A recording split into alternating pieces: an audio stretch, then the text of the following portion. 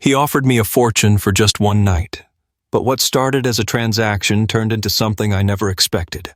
A rich and powerful Arab man, a proposal I couldn't refuse, and a night that changed everything. What happens next will leave you breathless. Before we dive into this intense story, make sure to subscribe to the channel, like this video, and turn on notifications so you never miss our most thrilling and unexpected stories. Dubai, a city of excess, where the richest men in the world lived without limits, where fortunes were made overnight, and luxury wasn't just a lifestyle, it was an expectation. But for me, it was just a backdrop to my ordinary paycheck-to-paycheck existence. I worked as a bartender at one of the most exclusive hotels in the city. Every night, I served drinks to people whose watches cost more than I'd make in a lifetime. I listened to their conversations about business deals, private jets, and investments, while I counted every tip, hoping I'd have enough to cover rent that month. And then, he walked in. I noticed him before he even sat down, tall, broad-shouldered, effortlessly commanding the room. He wasn't like the usual rich men who flaunted their wealth. He didn't need to. The quiet power in his presence said enough. He took a seat at the bar, his dark eyes scanning the menu lazily before looking up at me. Whiskey. Neat. His voice was deep, smooth, the kind of voice that made you listen. I poured his drink, setting it in front of him. Rough night? A small smirk played on his lips. You could say that. I didn't expect him to say more, but he did. Do you like working here? I shrugged. It pays the bills. Not enough, though. I stilled. Something about the way he said it made it clear. He had already figured me out. Before I could respond, he reached into his jacket, pulled out a sleek black card, and slid it across the bar toward me. I glanced at it, then back at him. What's this?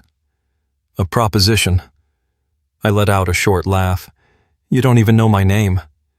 His eyes darkened, a slow, deliberate pause before he spoke. I don't need to. Silence stretched between us. The sounds of the bar faded. Come to my suite tonight, he said, his voice lower now, almost hypnotic. One night, no strings, and you'll leave with more money than you've ever had in your hands. My pulse pounded in my ears. This had to be a joke. I picked up the card, staring at the embossed name. Khalid Al-Rami. Even I had heard of him. A billionaire investor, ruthless in business, private, untouchable. And now, he was offering me a deal I wasn't sure I could refuse. I stared at the black card in my hand, the weight of Khalid Al-Rami's words sinking in. One night. More money than I had ever seen. It should have been an easy answer. A hard no. But it wasn't. Rent was due in a few days, and my bank account was already gasping for air. I had debt stacking up, a future that felt like it was slipping further away with every shift I worked at this bar. And here was a solution, tempting, dangerous, impossible to ignore. I looked back at Khalid. He wasn't watching me with impatience, like a man expecting a yes. He sat there, composed, sipping his whiskey as if he already knew I'd come to the answer on my own. I swallowed hard. How much? His lips twitched, not quite a smile, but close. Enough that you won't have to pour drinks for strangers ever again. The air between us grew heavier. He wasn't playing. I exhaled slowly. Why me? Khalid set his glass down, finally giving me his full attention. Because you hesitated. A chill ran down my spine. He saw right through me. He reached into his jacket again, pulling out something else this time. An envelope. He placed it on the bar, sliding it toward me with 2 fingers. I hesitated before picking it up. Inside, cash. Thick stacks of it. More than I had ever touched in my life. This is just for showing up, he said, his voice low. Stay, and there's more. I clenched my jaw, forcing myself to breathe steadily. My hands were already shaking. Was I really considering this? I looked around the bar, at the same routine I'd been stuck in for years. The endless cycle of just barely making it. Khalid, meanwhile, sat in front of me like a doorway to a different life, one I had never dared to imagine. I made my choice. I grabbed the envelope, stuffing it into my pocket. Where? Khalid's smirk returned, slow and satisfied. Penthouse suite, 1 hour. I nodded, turned away, and left the bar before I could talk myself out of it. As I stepped outside into the warm Dubai night, my heart pounded in my chest. I had just made a deal with the devil, and I had no idea what awaited me upstairs. The elevator ride to the penthouse felt endless. My pulse pounded against my ribs, my palms slick with sweat.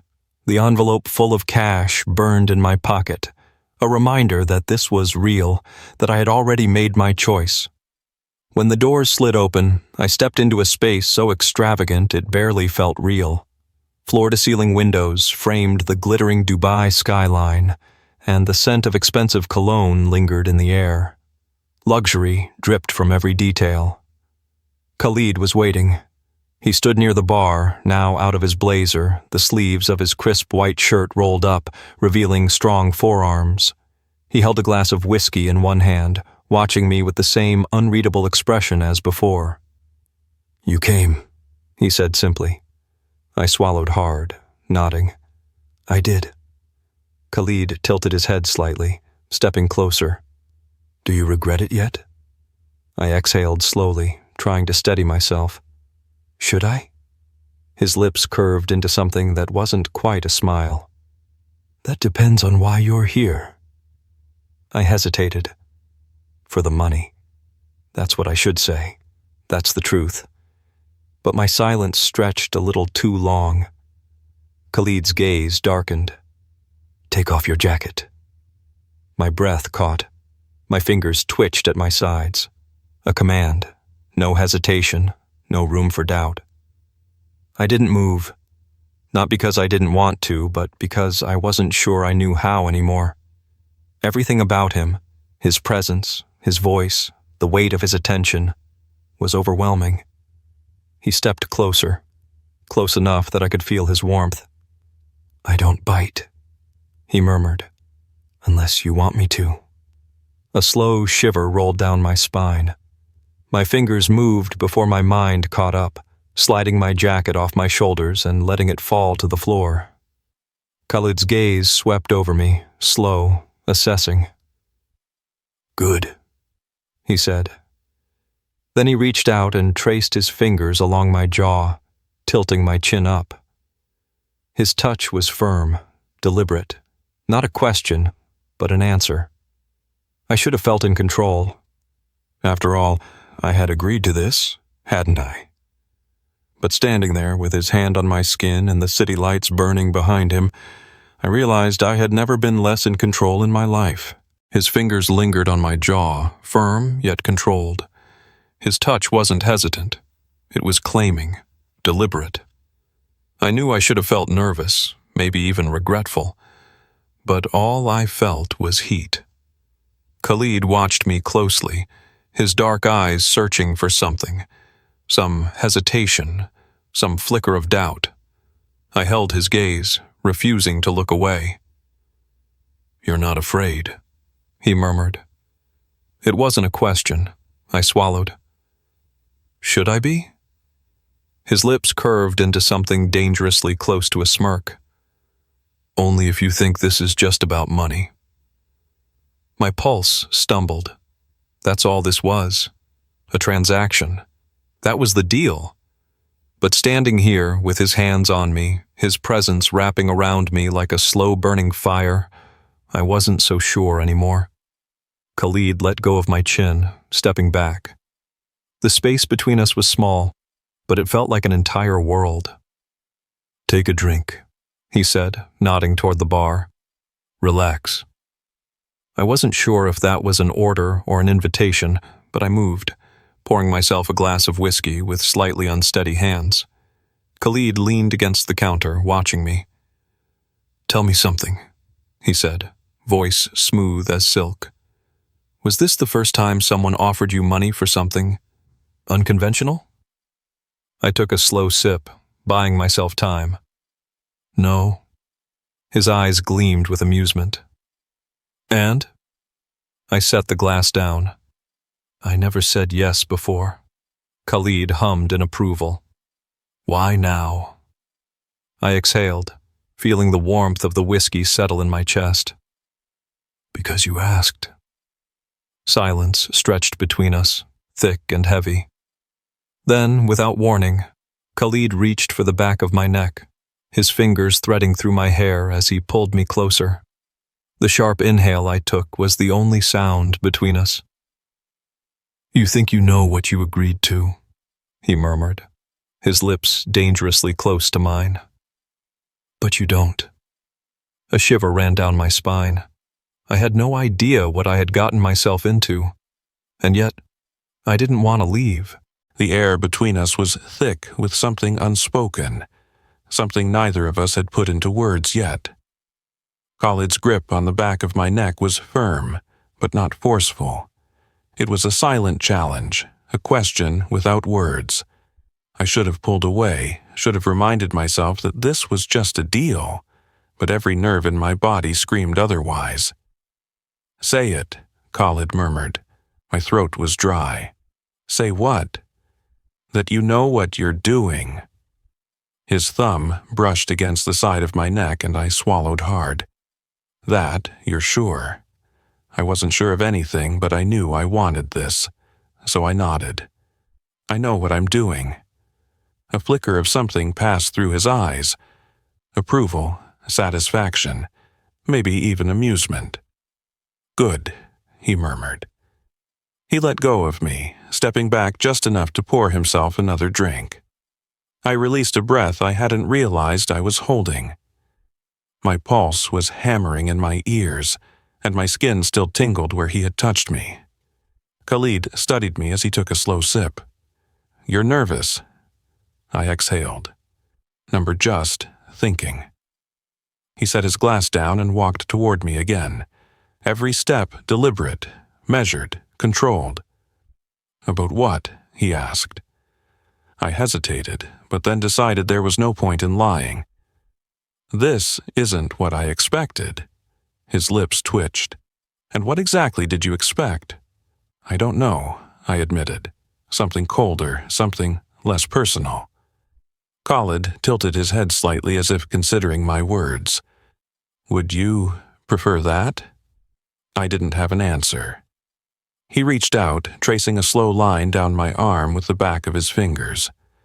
The touch was light, teasing, and yet it sent a shiver through me. "I don't do meaningless," he said softly. "If I wanted that, I wouldn't have chosen you." A lump formed in my throat. "Then what do you want?" Khalid didn't answer immediately. Instead, he lifted my chin with 2 fingers, his gaze locking onto mine.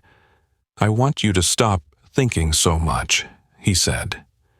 I exhaled shakily, and before I could process what was happening, his lips were on mine. The kiss wasn't hurried, it wasn't desperate. It was slow, consuming, a promise of something deeper. Khalid kissed the way he spoke, with control, with purpose, and I let myself fall into it.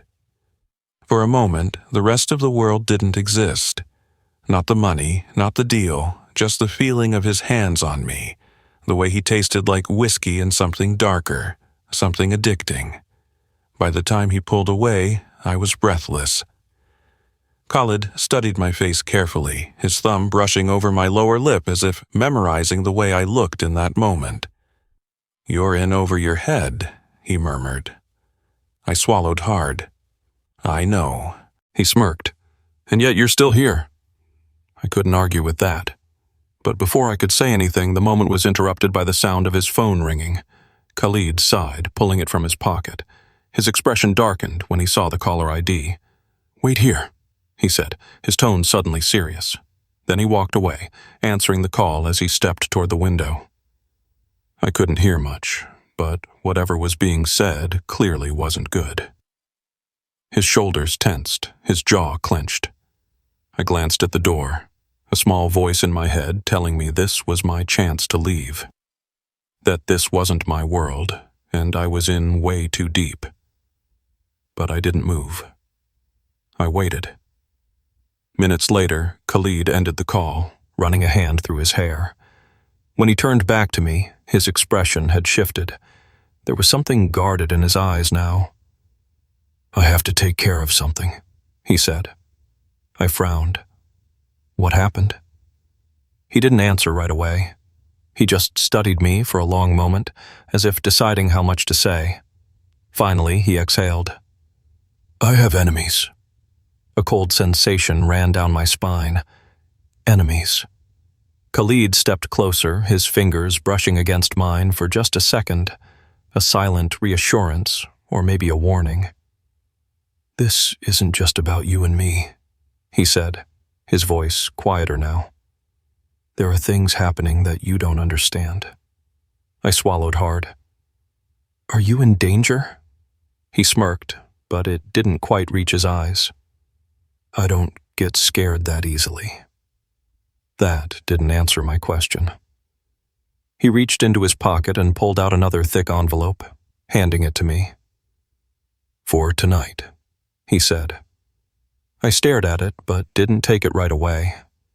Something about this felt different now, more complicated. "This was just supposed to be one night," I said carefully. Khalid's lips curled slightly, as if he found my hesitation amusing. "Then why haven't you left yet?" I had no answer for that. I took the envelope, my fingers brushing against his. A simple touch, but one that felt loaded with meaning. Khalid studied me for a second longer, then stepped back. "Go home," he said. "I'll call you." I hesitated, but eventually I turned and left. As I stepped into the elevator, my heart was still racing. I had crossed a line tonight, and I wasn't sure I could ever go back. I barely slept that night. Even as I lay in my bed, the city lights filtering through my window, my mind was still in that penthouse. I could still feel the weight of Khalid's gaze, the way his fingers had lingered on my skin, the unspoken promise in his voice when he said he'd call. And the worst part? I wanted him to. I had told myself this was just a deal. Money for one night, nothing more. But now, with the thick envelope of cash sitting on my bedside table and my heart pounding every time I thought about him, it didn't feel like nothing. It felt like something I wasn't ready to name. I forced myself to get up, take a shower, go through the motions of a normal day, but everything felt off. At work, I barely heard the orders coming in. My boss had to call my name twice before I realized I had been staring at the same drink for too long. "You okay?" he asked, eyeing me suspiciously. "Yeah," I muttered, lying. By the time my shift ended, I had checked my phone more times than I wanted to admit. Nothing from Khalid, and I hated how much that bothered me. I told myself I should move on, spend the money, forget about him, but deep down, I knew that was a lie, because I didn't just want his money. I wanted him. 3 days passed before my phone finally buzzed with an unknown number. My stomach tightened the second I saw it. I hesitated before answering. "Hello? Missed me?" His voice was smooth, calm, like nothing had changed, like he already knew I'd been waiting for this call. I swallowed. "I was starting to think you forgot about me." Khalid chuckled. "Not possible." There was a pause, then his voice dropped slightly. "Come to the penthouse. Tonight." It wasn't a question. My breath caught. I should have said no. Should have reminded him that we had an agreement. One night, nothing more. But we had already crossed that line, and I wasn't sure I wanted to go back. So I exhaled, gripping the phone tighter. I'll be there. The elevator ride to the penthouse felt different this time. The first time, I had come for the money. This time, I wasn't so sure. The doors slid open, revealing the same luxurious suite, the breathtaking cityscape stretching out beyond the floor-to-ceiling windows. Khalid stood near the bar just like before, except this time there was no whiskey in his hand. He was waiting for me. I stepped inside, the sound of my heartbeat loud in my ears. "You came," he said, watching me closely. I nodded. "You called." Khalid took a slow step toward me, his gaze unreadable. There was something different about him tonight. The usual smirk, the effortless confidence, it was still there, but there was something else, too. Something deeper. "Do you regret it?" he asked, his voice quieter than usual. I frowned. "Regret what?" His eyes flickered over me, as if he was trying to read something I hadn't said out loud yet. "Saying yes that night," he said. "Coming here, accepting what I offered." I swallowed, my fingers twitching at my sides. I knew what he was really asking. Did I regret taking the money? Or did I regret that this wasn't just about the money anymore? I took a deep breath. No, I don't regret it. Something flickered in Khalid's expression, something almost imperceptible. He took another step forward, closing the space between us. "Good," he murmured. His fingers brushed against mine, just a light touch, but it sent a slow shiver through me. I should have said something. But then he kissed me. And this time it wasn't part of the deal. There was no transaction, no price attached to it. It was just him and me. And that terrified me more than anything else. His lips moved slowly against mine, deliberate, consuming. One of his hands slid to the back of my neck, holding me in place, as if he already knew I wasn't going anywhere. I melted into it, my fingers gripping his shirt, pulling him closer. I had thought the first time we kissed was intense. But this was something else. By the time he pulled away, my breath was uneven, my heart racing. Khalid exhaled, his forehead resting lightly against mine. "You're in too deep," he murmured. I forced a small, shaky smile. "So are you." His lips twitched, but he didn't argue. Instead, he pulled me back in, and just like that, the line between want and need disappeared completely.